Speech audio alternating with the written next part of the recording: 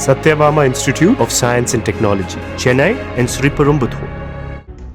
மனநலம் பாதிக்கப்பட்ட இளைஞர் கொலை வழக்கில் கைது செய்யப்பட்டவர்களிடமிருந்து போலீசார் நகை, பணம் கையாடல் செய்த சம்பவம் அதிர்ச்சியை ஏற்படுத்தியுள்ளது.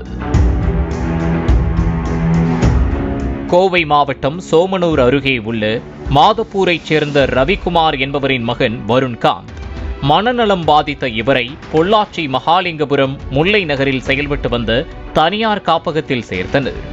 இந்த நிலையில் கடந்த 12ஆம் தேதி வருண்காந்தை காப்பக ஊழியர்கள் அடித்து கொலை செய்தனர். பின்னர் காப்பக நிர்வாகி கவிதாவிற்கு சொந்தமான நடுப்புணியில் உள்ள தோட்டத்தில் உடலை புதைத்தனர். இந்த சம்பவம் தொடர்பாக போலீசார் வழக்கு பதிவு செய்து கவிதா உட்பட 11 பேரை கைது செய்தனர். மனநலம் பாதித்த இளைஞரை ஆழியாருக்கு சுற்றுலா அழைத்துச் சென்ற போது காணாமல் போனதாக நாடகமாடியது அம்பலமானது. முன்னதாக இந்த கொலை வழக்கில் தொடர்புடையவர்களை பிடிக்க 8 தனிப்படைகள் அமைக்கப்பட்டன. இதில் தனிப்படையைச் சேர்ந்த மகாலிங்கபுரம் காவல் உதவி ஆய்வாளர் நவநீத கிருஷ்ணன் தலைமையில் மேட்டுப்பாளையம் காவல் உதவி ஆய்வாளர் மகாராஜா உள்ளிட்ட போலீசார் இடம்பெற்றிருந்தனர். இவர்கள் கடந்த 28ஆம் தேதி திருவனந்தபுரம் தேசிய நெடுஞ்சாலையில் வைத்து காரில் தப்பிச் சென்ற கவிதா, ஸ்ருதி, ஸ்ரேயா உட்பட 5 பேரை கைது செய்தனர். இதில் கவிதா, ஸ்ருதி, ஸ்ரேயா ஆகியோரிடமிருந்து 18 சவரன் தங்க நகைகள் மற்றும் 1,50,000 ரூபாய் பணம் பறிமுதல் செய்யப்பட்டது. பொதுவாக ஒரு குற்ற வழக்குகளில் கைது செய்யப்படுவோரிடமிருந்து மீட்கப்படும் பணம் மற்றும் நகைகள் அரசின் கருவூலத்தில் பாதுகாப்பாக பராமரிக்க வேண்டும். கைது செய்யப்பட்டவர்கள் விடுதலையான பிறகு அவை அவர்களிடம் மீண்டும் ஒப்படைக்கப்படும். ஆனால் பறிமுதல் செய்த நகை மற்றும் பணத்தை குறித்து காவல் உதவி ஆய்வாளர் நவநீத கிருஷ்ணன் தனது உயரதிகாரிகளுக்கு தகவல் எதுவும் தெரிவிக்கவில்லை என கூறப்படுகிறது. மேலும் அவற்றை அரசு கருவூலத்திலும் அவர் ஒப்படைக்கவும் இல்லை.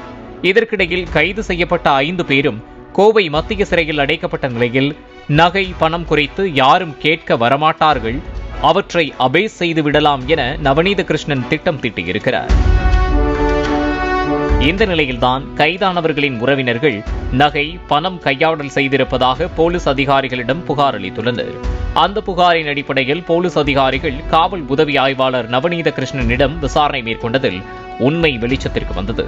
விசாரணையில் நகை, பணத்தை அவர் கையாடல் செய்ததை நவநீத கிருஷ்ணன் ஒப்புக்கொண்டார். வேலியே பயிரை மேய்ந்த கதையாக நகை மற்றும் பணத்தை கையாடல் செய்த காவல் உதவி ஆய்வாளர் நவநீத கிருஷ்ணனை போலீசார் அதிரடியாக கைது செய்தனர். மேலும் இந்த வழக்கின் தனிப்படையில் இருந்த மற்றொரு காவல் உதவி ஆய்வாளர் மகாராஜா நவநீத கிருஷ்ணனிடம் இருந்து 50,000 ரூபாய் பெற்றதும் தெரியவந்தது. அதனைத் தொடர்ந்து மகாலிங்கம் மீது வழக்கு பதிவு செய்யப்பட்டுள்ள நிலையில் காவல் உதவி ஆய்வாளர்கள் இருவரையும் பணியிடை நீக்கம் செய்து கோவை மாவட்ட காவல் கண்காணிப்பாளர் கார்த்திகேயன் உத்தரவிட்டுள்ளார். கொலை வழக்கில் குற்றவாளியிடமிருந்து 2 உதவி ஆய்வாளர்கள் நகை மற்றும் பணம் கையாடல் செய்த சம்பவம் பெரும் பரபரப்பை ஏற்படுத்தியுள்ளது. Satyabama Institute of Science and Technology, Chennai and Sriperumbudur.